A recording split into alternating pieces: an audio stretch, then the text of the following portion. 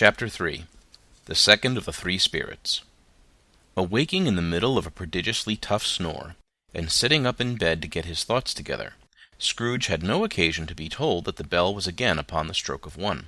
He felt that he was restored to consciousness in the right nick of time, for the especial purpose of holding a conference with the second messenger despatched to him through Jacob Marley's intervention. But finding that he turned uncomfortably cold when he began to wonder which of his curtains this new spectre would draw back, he put them every one aside with his own hands, and lying down again, established a sharp lookout all round the bed. For he wished to challenge the spirit on the moment of its appearance, and did not wish to be taken by surprise and made nervous. Gentlemen of the free and easy sort, who plume themselves on being acquainted with a move or two, and being usually equal to the time of day, express the wide range of their capacity for adventure by observing that they are good for anything from pitch and toss to manslaughter, between which opposite extremes, no doubt, there lies a tolerably wide and comprehensive range of subjects. Without venturing for Scrooge quite as heartily as this, I don't mind calling on you to believe that he was ready for a good broad field of strange appearances, and that nothing between a baby and a rhinoceros would have astonished him very much.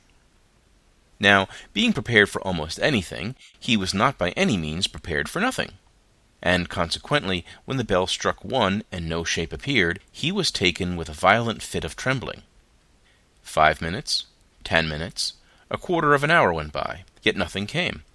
All this time he lay upon his bed, the very core and centre of a blaze of ruddy light, which streamed upon it when the clock proclaimed the hour, and which, being only light, was more alarming than a dozen ghosts, as he was powerless to make out what it meant, or would be at, and was sometimes apprehensive that he might be at that very moment an interesting case of spontaneous combustion, without having the consolation of knowing it. At last, however, he began to think, as you or I would have thought at first, for it is always the person not in the predicament who knows what ought to have been done in it, and would unquestionably have done it too. At last, I say, he began to think that the source and secret of this ghostly light might be in the adjoining room, from whence, on further tracing it, it seemed to shine. This idea taking full possession of his mind, he got up softly and shuffled in his slippers to the door. The moment Scrooge's hand was on the lock, a strange voice called him by his name, and bade him enter. He obeyed.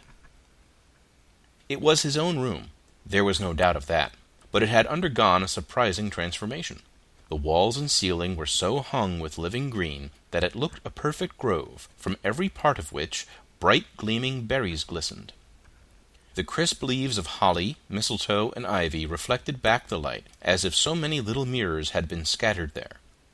And such a mighty blaze went roaring up the chimney as that dull petrifaction of a hearth had never known in Scrooge's time, or Marley's, or for many and many a winter season gone. Heaped up upon the floor, to form a kind of throne, were turkeys, geese, game, poultry, brawn, great joints of meat, sucking pigs, long wreaths of sausage, mince pies, plum puddings, barrels of oysters, red-hot chestnuts, cherry-cheeked apples, juicy oranges, luscious pears, immense twelfth cakes, and seething bowls of punch, that made the chamber dim with their delicious steam. In easy state upon this couch there sat a jolly giant, glorious to see, who bore a glowing torch, in shape not unlike Plenty's horn, and held it up, high up, to shed its light on Scrooge as he came peeping round the door. "Come in," exclaimed the ghost. "Come in, and know me better, man." Scrooge entered timidly, and hung his head before the spirit. He was not the dogged Scrooge he had been, and though its eyes were clear and kind, he did not like to meet them. "I am the ghost of Christmas present," said the spirit. "Look upon me." Scrooge reverently did so. It was clothed in one simple deep green robe, or mantle, bordered with white fur. This garment hung so loosely on the figure that its capacious breast was bare, as if disdaining to be warded or concealed by any artifice. Its feet, observable beneath the ample folds of the garment, were also bare, and on its head it wore no other covering than a holly wreath set here and there with shining icicles. Its dark brown curls were long and free as its genial face, its sparkling eye, its open hand, its cheery voice, its unconstrained demeanor, and its joyful air. Girded round its middle was an antique scabbard, but no sword was in it, and the ancient sheath was eaten up with rust. "You have never seen the like of me before!" exclaimed the spirit. "Never," Scrooge made answer to it. "Have never walked forth with the younger members of my family, meaning, for I am very young, my elder brothers born in these later years?" pursued the phantom. "I don't think I have," said Scrooge. "I am afraid I have not. Have you had many brothers, Spirit?" "More than 1,800, said the ghost. "A tremendous family to provide for," muttered Scrooge. The ghost of Christmas Present rose.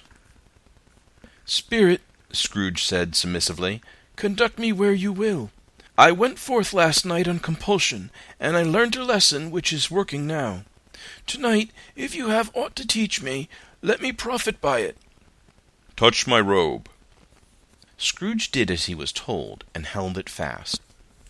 Holly, mistletoe, red berries, ivy, turkeys, geese, game, poultry, brawn, meat, pigs, sausages, oysters, pies, puddings, fruit, and punch all vanished instantly. So did the room, the fire, the ruddy glow, the hour of night, and they stood in the city streets on Christmas morning, where, for the weather was severe, the people made a rough but brisk and not unpleasant kind of music, in scraping the snow from the pavement in front of their dwellings and from the tops of their houses, whence it was mad delight to the boys to see it come plumping down into the road below, and splitting into artificial little snowstorms. The house fronts looked black enough, and the windows blacker, contrasting with the smooth white sheet of snow upon the roofs, and with the dirtier snow upon the ground, which last deposit had been ploughed up in deep furrows by the heavy wheels of carts and wagons, furrows that crossed and recrossed each other hundreds of times where the great streets branched off, and made intricate channels, hard to trace, in the thick yellow mud and icy water.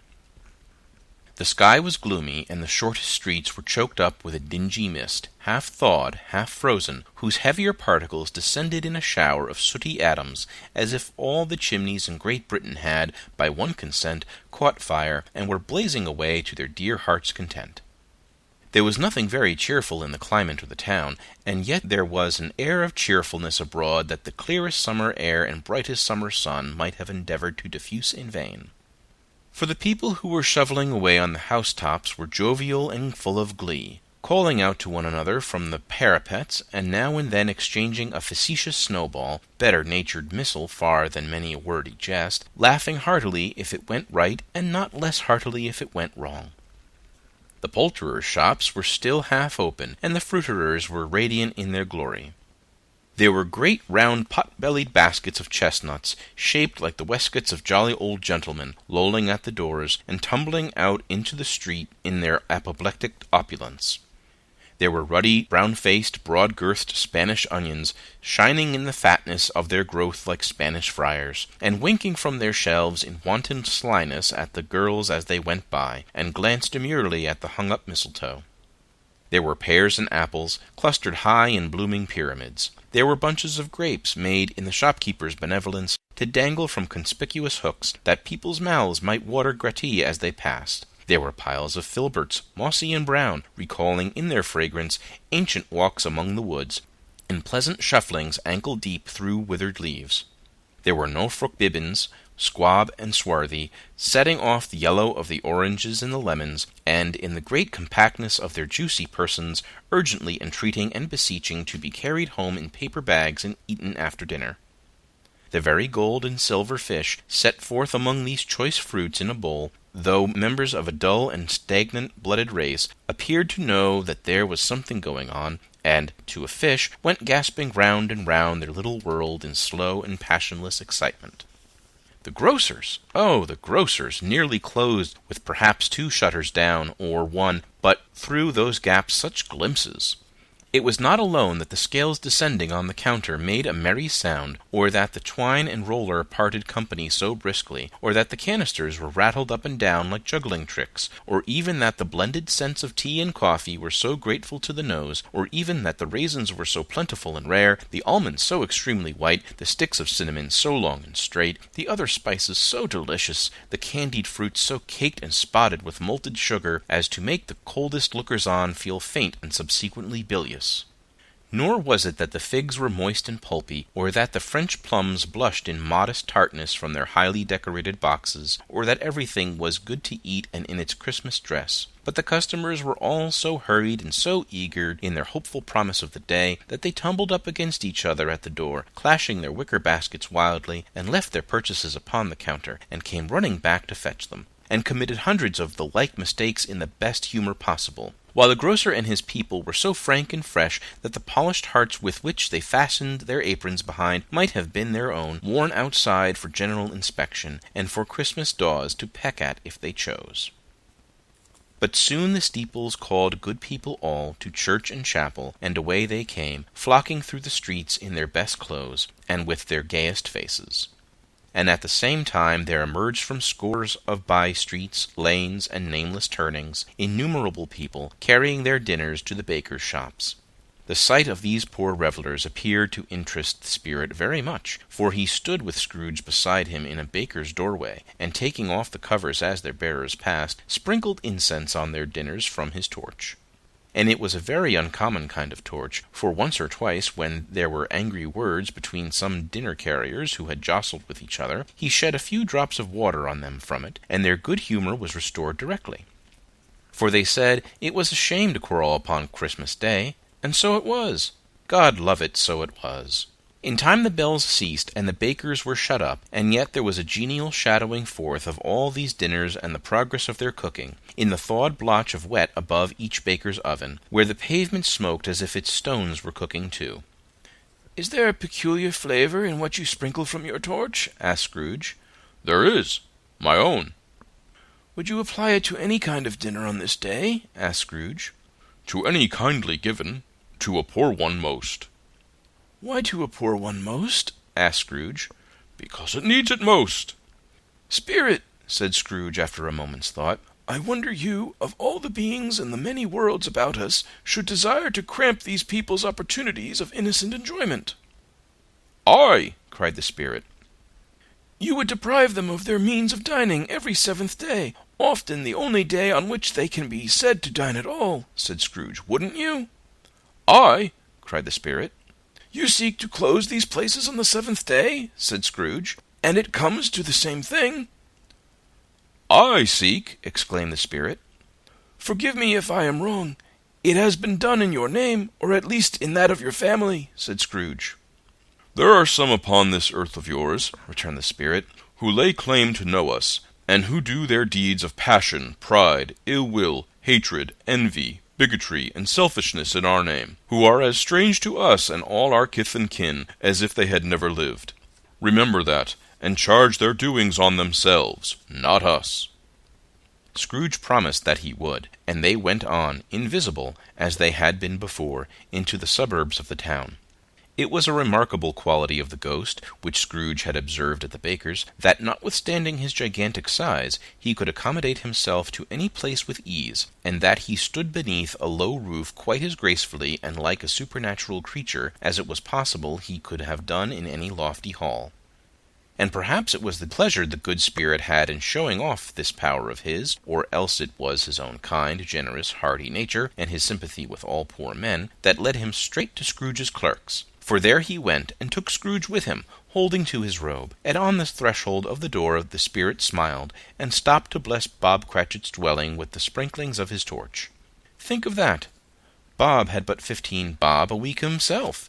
He pocketed on Saturdays but 15 copies of his Christian name, and yet the ghost of Christmas present blessed his 4-roomed house.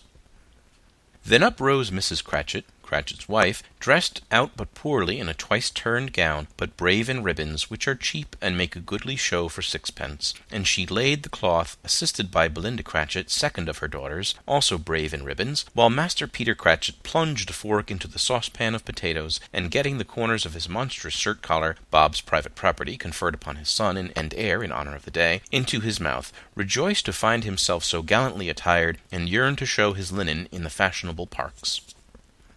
And now 2 smaller Cratchits, boy and girl, came tearing in, screaming that outside the baker's they had smelt the goose, and known it for their own, and basking in luxurious thoughts of sage and onion, these young Cratchits danced about the table, and exalted Master Peter Cratchit to the skies, while he, not proud although his collars nearly choked him, blew the fire, until the slow potatoes bubbling up knocked loudly at the saucepan lid to be let out and peeled. "What has ever got your precious father, then?" said Mrs. Cratchit, "and your brother Tiny Tim and Martha warn't as late last Christmas Day by half an hour?" "Here's Martha, mother," said a girl, appearing as she spoke. "Here's Martha, mother," cried the 2 young Cratchits. "Hurrah! There's such a goose, Martha!" "Why, bless your heart alive, my dear, how late you are," said Mrs. Cratchit, kissing her a dozen times, and taking off her shawl and bonnet for her with officious zeal. "We'd a deal of work to finish up last night," replied the girl, "and had to clear away this morning, mother." "Well, never mind so long as you are come," said Mrs. Cratchit. "Sit ye down before the fire, my dear, and have a warm, Lord bless ye." "No, no, there's father coming," said the 2 young Cratchits, who were everywhere at once. "Hide, Martha, hide!" So Martha hid herself, and in came little Bob, the father, with at least 3 feet of comforter exclusive of the fringe, hanging down before him, and his threadbare clothes darned up and brushed to look seasonable, and Tiny Tim upon his shoulder. Alas for Tiny Tim, he bore a little crutch, and had his limbs supported by an iron frame. "Why, where's our Martha?" cried Bob Cratchit, looking around. "Not coming," said Mrs. Cratchit. "Not coming!" said Bob, with a sudden declension in his high spirits, for he had been Tim's blood horse all the way from church, and had come home rampant. "Not coming upon Christmas Day!" Martha didn't like to see him disappointed, if it were only in joke, so she came out prematurely from behind the closet door, and ran into his arms, while the 2 young Cratchits hustled Tiny Tim, and bore him off into the wash-house, that he might hear the pudding singing in the copper. "And how did little Tim behave?" asked Mrs. Cratchit, when she had rallied Bob on his credulity, and Bob hugged his daughter to his heart's content. "As good as gold," said Bob, "and better. Somehow he gets thoughtful sitting by himself so much, and thinks the strangest things you ever heard. He told me coming home that he hoped the people saw him in the church, because he was a cripple, and it might be pleasant to them to remember upon Christmas Day who made lame beggars walk and blind men see." Bob's voice was tremulous when he told them this, and trembled more when he said that Tiny Tim was growing strong and hearty. His active little crutch was heard upon the floor, and back came Tiny Tim before another word was spoken, escorted by his brother and sister to his stool beside the fire, and while Bob, turning up his cuffs, as if, poor fellow, they were capable of being made more shabby, compounded some hot mixture in a jug with gin and lemons, and stirred it round and put it on the hob to simmer, Master Peter and the 2 ubiquitous young Cratchits went to fetch the goose, with which they soon returned in high procession. Such a bustle ensued that you might have thought a goose the rarest of all birds, a feathered phenomenon, to which a black swan was a matter of course. And in truth it was something very like it in that house. Mrs. Cratchit made the gravy, ready beforehand in a little saucepan, hissing hot. Master Peter mashed the potatoes with incredible vigor. Miss Belinda sweetened up the apple-sauce. Martha dusted the hot plates. Bob took Tiny Tim beside him in a tiny corner at the table. The 2 young Cratchits set chairs for everybody, not forgetting themselves, and mounting guard upon their posts, crammed spoons into their mouths, lest they should shriek for goose before their turn came to be helped. At last the dishes were set on, and grace was said. It was succeeded by a breathless pause, as Mrs. Cratchit, looking slowly all along the carving-knife, prepared to plunge it in the breast. But when she did, and when the long-expected gush of stuffing issued forth, one murmur of delight arose all around the board, and even Tiny Tim, excited by the 2 young Cratchits, beat on the table with the handle of his knife, and feebly cried hurrah. There never was such a goose. Bob said he didn't believe there ever was such a goose cooked. Its tenderness and flavor, size and cheapness, were the themes of universal admiration. Eked out by the apple-sauce and mashed potatoes, it was a sufficient dinner for the whole family. Indeed, as Mrs. Cratchit said with great delight, surveying one small atom of a bone upon the dish, they hadn't ate it all at last. Yet every one had had enough, and the youngest Cratchits in particular were steeped in sage and onion to the eyebrows. But now, the plates being changed by Miss Belinda, Mrs. Cratchit left the room alone, too nervous to bear witness, to take the pudding up and bring it in. Suppose it should not be done enough? Suppose it should break in turning out? Suppose somebody should have got over the wall of the backyard and stolen it, while they were merry with the goose? A supposition at which the 2 young Cratchits became livid. All sorts of horrors were supposed. Hello! A great deal of steam! The pudding was out of the copper. A smell like a washing day. That was the cloth. A smell like an eating-house and a pastry-cook's next door to each other, with a laundress's next door to that. That was the pudding. In half a minute Mrs. Cratchit entered, flushed but smiling proudly, with the pudding, like a speckled cannon-ball, so hard and firm, blazing in half a quartern of ignited brandy, and bedight with Christmas holly stuck up into the top. "Oh, what a wonderful pudding!" Bob Cratchit said, and calmly, too, that he regarded it as the greatest success achieved by Mrs. Cratchit since their marriage. Mrs. Cratchit said that now the weight was off her mind, she would confess she had had her doubts about the quantity of flour. Everybody had something to say about it, but nobody said or thought it was at all a small pudding for a large family. It would have been flat heresy to do so. Any Cratchit would have blushed to hint at such a thing. At last the dinner was all done, the cloth was cleared, the hearth swept, and the fire made up. The compound in the jug being tasted and considered perfect, apples and oranges were put upon the table, and a shovelful of chestnuts on the fire. Then all the Cratchit family drew round the hearth in what Bob Cratchit called a circle, meaning half a one, and at Bob Cratchit's elbow stood the family display of glass, 2 tumblers and a custard cup without a handle. These held the hot stuff from the jug, however, as well as golden goblets would have done, and Bob served it out with beaming looks, while the chestnuts on the fire sputtered and crackled noisily. Then Bob proposed, "A Merry Christmas to us all, my dears! God bless us!" Which all the family echoed. "God bless us, every one," said Tiny Tim, the last of all. He sat very close to his father's side, upon his little stool. Bob held his withered little hand in his, as if he loved the child, and wished to keep him by his side, and dreaded that he might be taken from him.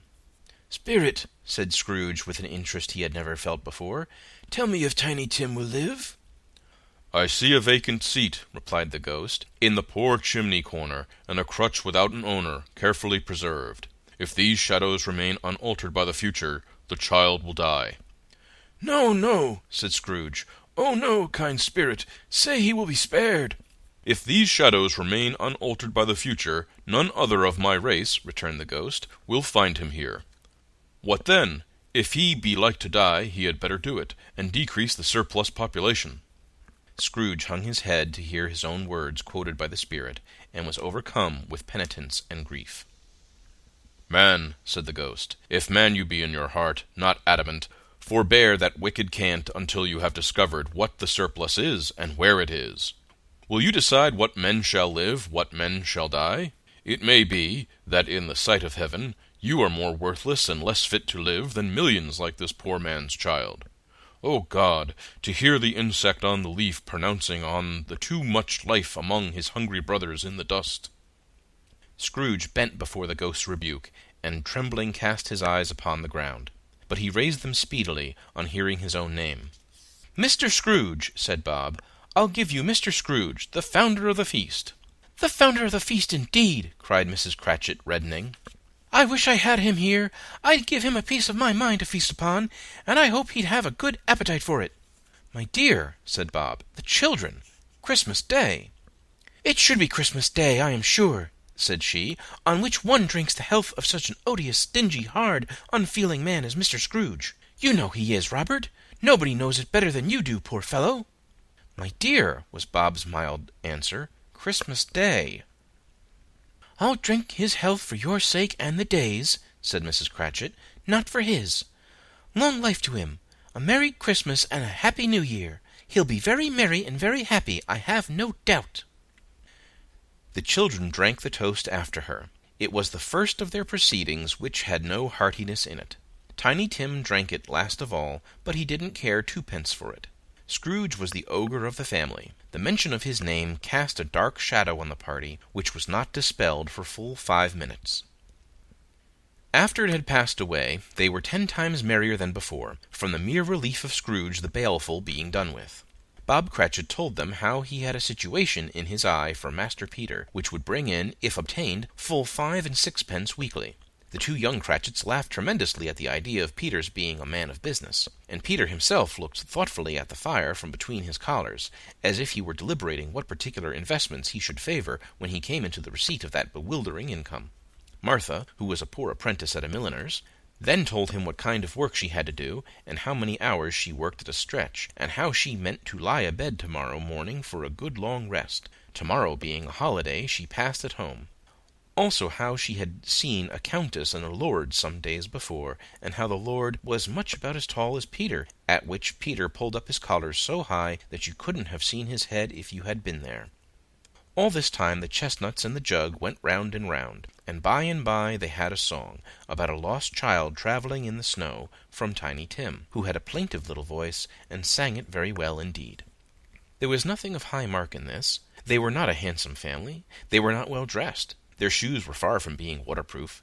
Their clothes were scanty, and Peter might have known, and very likely did, the inside of a pawnbroker's. But they were happy, grateful, pleased with one another, and contented with the time. And when they faded, and looked happier yet in the bright sprinklings of the spirit's torch at parting, Scrooge had his eye upon them, and especially on Tiny Tim, until the last. By this time it was getting dark, and snowing pretty heavily, and as Scrooge and the spirit went along the streets, the brightness of the roaring fires in the kitchens, parlors, and all sorts of rooms was wonderful. Here the flickering of the blaze showed preparations for a cozy dinner, with hot plates baking through and through before the fire, and deep red curtains ready to be drawn to shut out cold and darkness. There all the children of the house were running out into the snow to meet their married sisters, brothers, cousins, uncles, aunts, and be the first to greet them. Here, again, were shadows on the window blind of guests assembling, and there a group of handsome girls, all hooded and fur-booted, and all chattering at once, tripped lightly off to some near neighbor's house, where, woe upon the single man who saw them enter, artful witches, well they knew it, in a glow. But if you had judged from the numbers of people on their way to friendly gatherings, you might have thought that no one was at home to give them welcome when they got there, instead of every house expecting company, and piling up its fires half chimney high. Blessings on it, how the ghost exulted! How it bared its breadth of breast, and opened its capacious palm, and floated on, outpouring, with a generous hand, its bright and harmless mirth on everything within its reach. The very lamplighter, who ran on before dotting the dusky street with specks of light, and who was dressed to spend the evening somewhere, laughed out loudly as the spirit passed, though little kenned the lamplighter that he had any company but Christmas. And now, without a word of warning from the ghost, they stood upon a bleak and desert moor, where monstrous masses of rude stone were cast about, as though it were the burial place of giants, and water spread itself wheresoever it listed, or would have done so, but for the frost that held it prisoner, and nothing grew but moss and furze, and coarse, rank grass. Down in the west the setting sun had left a streak of fiery red, which glared upon the desolation for an instant, like a sullen eye, and frowning lower, lower, lower yet, was lost in the thick gloom of darkest night. "What place is this?" asked Scrooge. "A place where miners live, who labor in the bowels of the earth," returned the spirit. "But they know me. See!" A light shone from the window of a hut, and swiftly they advanced towards it. Passing through the wall of mud and stone, they found a cheerful company assembled around a glowing fire.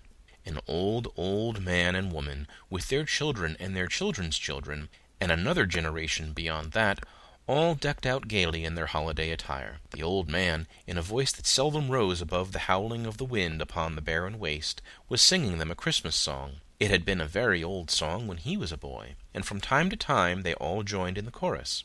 So surely as they raised their voices, the old man got quite blithe and loud, and so surely as they stopped, his vigor sank again.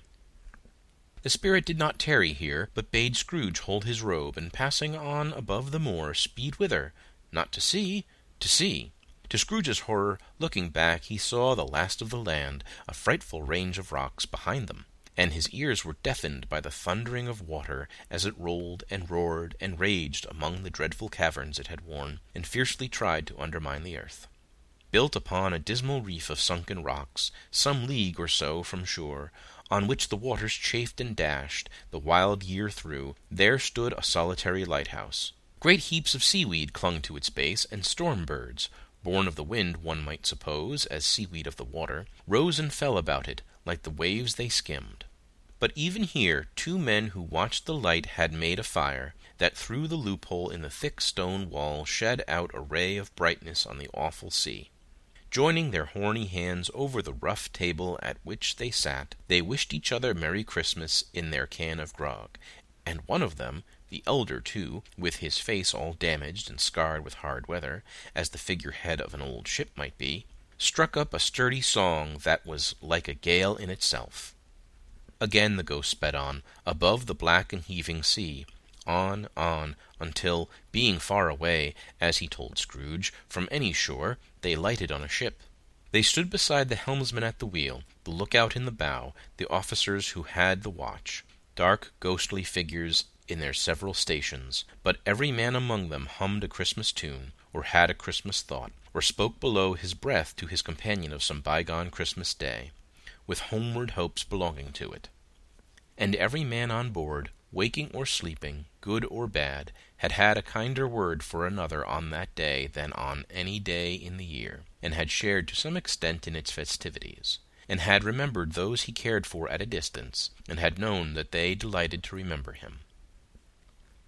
It was a great surprise to Scrooge, while listening to the moaning of the wind, and thinking what a solemn thing it was to move on through the lonely darkness over an unknown abyss, whose depths were secrets as profound as death. It was a great surprise to Scrooge, while thus engaged, to hear a hearty laugh.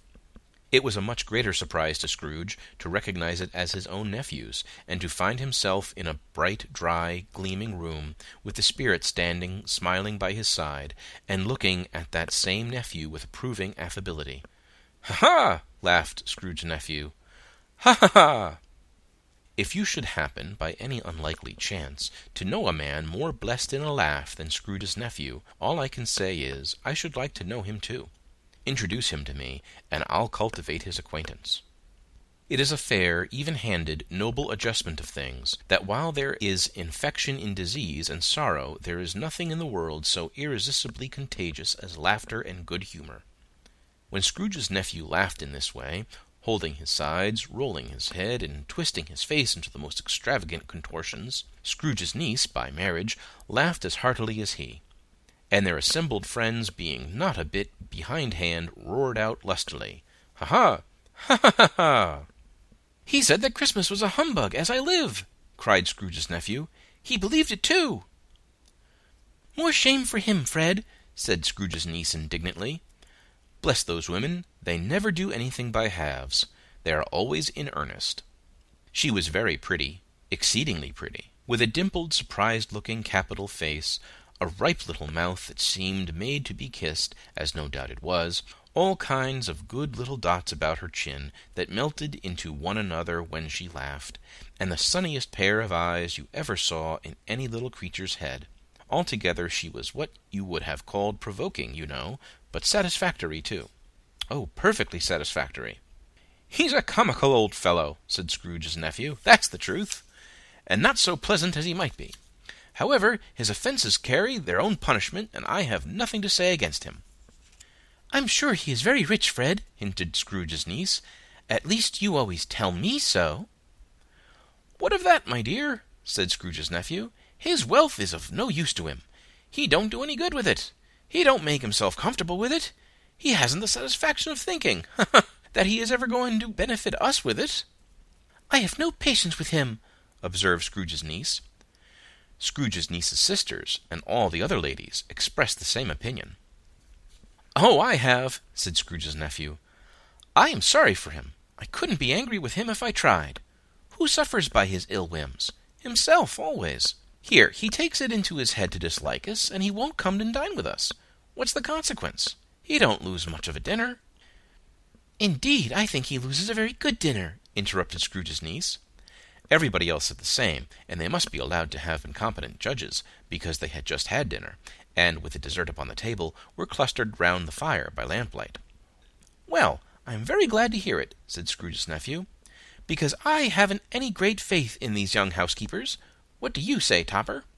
Topper had clearly got his eye upon one of Scrooge's niece's sisters, for he answered that a bachelor was a wretched outcast, who had no right to express an opinion on the subject. Whereat Scrooge's niece's sister, the plump one with the lace tucker, not the one with the roses, blushed. "Do go on, Fred," said Scrooge's niece, clapping her hands. "He never finishes what he begins to say. He is such a ridiculous fellow."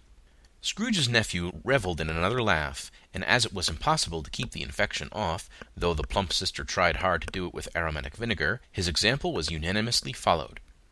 "I was only going to say," said Scrooge's nephew, "that the consequence of his taking a dislike to us, and not making merry with us, is, as I think, that he loses some pleasant moments, which could do him no harm. I am sure he loses pleasanter companions than he can find in his own thoughts, either in his mouldy old office or his dusty chambers. I mean to give him the same chance every year, whether he likes it or not, for I pity him. He may rail at Christmas till he dies, but he can't help thinking better of it, I defy him, if he finds me going there in good temper year after year, and saying, 'Uncle Scrooge, how are you?' If it only puts him in the vein to leave his poor clerk £50, that's something, and I think I shook him yesterday." It was their turn to laugh now at the notion of his shaking Scrooge. But, being thoroughly good-natured, and not much caring what they laughed at, so that they laughed at any rate, he encouraged them in their merriment, and passed the bottle joyously. After tea they had some music, for they were a musical family, and knew what they were about when they sung a glee or catch, I can assure you, especially Topper, who could growl away in the bass like a good one, and never swell the large veins in his forehead, or get red in the face over it. Scrooge's niece played well upon the harp, and played among other tunes a simple little air, a mere nothing, you might learn to whistle it in 2 minutes, which had been familiar to the child who fetched Scrooge from the boarding-school, as he had been reminded by the ghost of Christmas past. When this strain of music sounded, all the things that ghost had shown him came upon his mind. He softened more and more, and thought that if he could have listened to it often years ago, he might have cultivated the kindnesses of life for his own happiness with his own hands, without resorting to the sexton's spade that buried Jacob Marley. But they didn't devote the whole evening to music. After a while they played at forfeits, for it is good to be children sometimes, and never better than at Christmas, when its mighty founder was a child himself. Stop! There was first a game at blindman's buff. Of course there was. And I no more believe Topper was really blind than I believe he had eyes in his boots. My opinion is that it was a done thing between him and Scrooge's nephew, and that the ghost of Christmas present knew it. The way he went after that plump sister in the lace tucker was an outrage on the credulity of human nature. Knocking down the fire-irons, tumbling over the chairs, bumping against the piano, smothering himself among the curtains, wherever she went, there went he. He always knew where the plump sister was. He wouldn't catch anybody else. If you had fallen up against him, as some of them did, and stood there, he would have made a feint at endeavoring to seize you, which would have been an affront to your understanding, and would instantly have sidled off in the direction of the plump sister. She often cried out that it wasn't fair, and really it was not. But when at last he caught her, when, in spite of all her silken rustlings, and her rapid flutterings past him, he got her into a corner whence there was no escape, then his conduct was the most execrable. For his pretending not to know her, his pretending that it was necessary to touch her headdress, and further to assure himself of her identity by pressing a certain ring upon her finger, and a certain chain about her neck, was vile, monstrous. No doubt she told him her opinion of it, when, another blind man being in office, they were so very confidential together behind the curtains. Scrooge's niece was not one of the blind man's bluff party, but was made comfortable with a large chair and a footstool in a snug corner, where the ghost and Scrooge were close behind her. But she joined in the forfeits, and loved her love to admiration with all the letters of the alphabet. Likewise, at the game of how, when, and where, she was very great, and to the secret joy of Scrooge's nephew, beat her sisters hollow, though they were sharp girls too, as Topper could have told you. There might have been 20 people there, young and old, but they all played, and so did Scrooge. For, wholly forgetting in the interest he had in what was going on, that his voice made no sound in their ears, he sometimes came out with his guess quite loud, and very often guessed right too. For the sharpest needle, best Whitechapel, warranted not to cut in the eye, was not sharper than Scrooge, blunt as he took it in his head to be. The ghost was greatly pleased to find him in this mood, and looked upon him with such favour that he begged like a boy to be allowed to stay until the guests departed. But this the spirit said could not be done. "Here's a new game," said Scrooge. "1 half-hour, spirit, only one." It was a game called Yes and No, where Scrooge's nephew had to think of something, and the rest must find out what, he only answering to their questions yes or no as the case was. The brisk fire of questioning to which he was exposed elicited from him that he was thinking of an animal, a live animal, rather a disagreeable animal, a savage animal, an animal that growled and grunted sometimes, and talked sometimes, and lived in London, and walked about the streets, and wasn't made a show of, and wasn't led by anybody, and didn't live in a menagerie, and was never killed in a market, and was not a horse, or an ass, or a cow, or a bull, or a tiger, or a dog, or a pig, or a cat, or a bear. At every fresh question that was put to him, this nephew burst into a fresh roar of laughter, and was so inexpressibly tickled that he was obliged to get up off the sofa and stamp. At last the plump sister, falling into a similar state, cried out, "I have found it out! I know what it is, Fred! I know what it is!" "What is it?" cried Fred. "It's your Uncle Scrooge!" Which it certainly was. Admiration was the universal sentiment, though some objected to the reply to "Is it a bear?" ought to have been yes, inasmuch as an answer in the negative was sufficient to have diverted their thoughts from Mr. Scrooge, supposing they had ever had any tendency that way. "He has given us plenty of merriment, I am sure," said Fred, "and it would be ungrateful not to drink his health. Here is a glass of mulled wine ready to our hand at the moment, and I say, Uncle Scrooge." "Well, Uncle Scrooge!" they cried. "A Merry Christmas and a Happy New Year to the old man, whatever he is," said Scrooge's nephew. "He wouldn't take it from me, but he may have it, nevertheless. Uncle Scrooge!" Uncle Scrooge had imperceptibly become so gay and light of heart that he would have pledged the unconscious company in return, and thanked them in an audible speech, if the ghost had given him time. But the whole scene passed off in the breath of the last word spoken by his nephew, and he and the spirit were again upon their travels. Much they saw, and far they went, and many homes they visited, but always with a happy end. The spirit stood beside sick beds, and they were cheerful; on foreign lands, and they were close at home; by struggling men, and they were patient in their greater hope; by poverty, and it was rich. In almshouse, hospital, and jail, in misery's every refuge, where vain man in his little brief authority had not made fast the door, and barred the spirit out, he left his blessing, and taught Scrooge his precepts. It was a long night, if it were only a night, but Scrooge had his doubts of this, because the Christmas holidays appeared to be condensed into the space of time they passed together. It was strange, too, that while Scrooge remained unaltered in his outward form, the ghost grew older, clearly older. Scrooge had observed this change, but never spoke of it until they left a children's Twelfth Night party, when, looking at the spirit as they stood together in an open place, he noticed that its hair was gray. "Are spirits' lives so short?" asked Scrooge. "My life upon this globe is very brief," replied the ghost. "It ends tonight." "Tonight!" cried Scrooge. "Tonight at midnight. Hark! The time is drawing near." The chimes were ringing the 11:15 at that moment. "Forgive me if I am not justified in what I ask," said Scrooge, looking intently at the spirit's robe, "but I see something strange, and not belonging to yourself, protruding from your skirts. Is it a foot or a claw?" "It might be a claw, for the flesh there is upon it," was the spirit's sorrowful reply. "Look here." From the foldings of its robe it brought 2 children, wretched, abject, frightful, hideous, miserable. They knelt down at its feet, and clung upon the outside of its garment.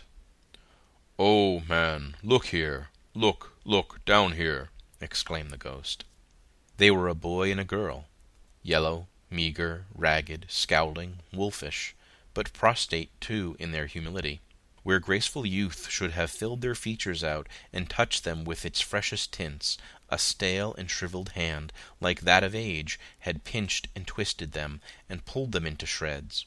Where angels might have sat enthroned, devils lurked, and glared out menacing. No change, no degradation, no perversion of humanity, in any grade, through all the mysteries of wonderful creation, has monsters half so horrible and dread. Scrooge started back, appalled. Having them shown to him in this way, he tried to say they were fine children, but the words choked themselves, rather than be parties to a lie of such enormous magnitude. "Spirit, are they yours?" Scrooge could say no more. "They are man's," said the spirit, looking down upon them. "and they cling to me, appealing from their fathers. This boy is ignorance, this girl is want. Beware them both, and all of their degree, but most of all beware this boy, for on his brow I see that written which is doom, unless the writing be erased. Deny it, cried the spirit, stretching out its hand toward the city. Slander those who tell it ye, admit it for your factious purposes, and make it worse, and bide the end. Have they no refuge or resource?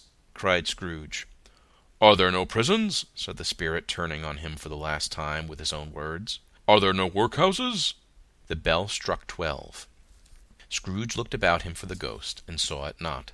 As the last stroke ceased to vibrate, he remembered the prediction of old Jacob Marley, and lifting up his eyes, beheld a solemn phantom, draped and hooded, coming, like a mist along the ground, toward him.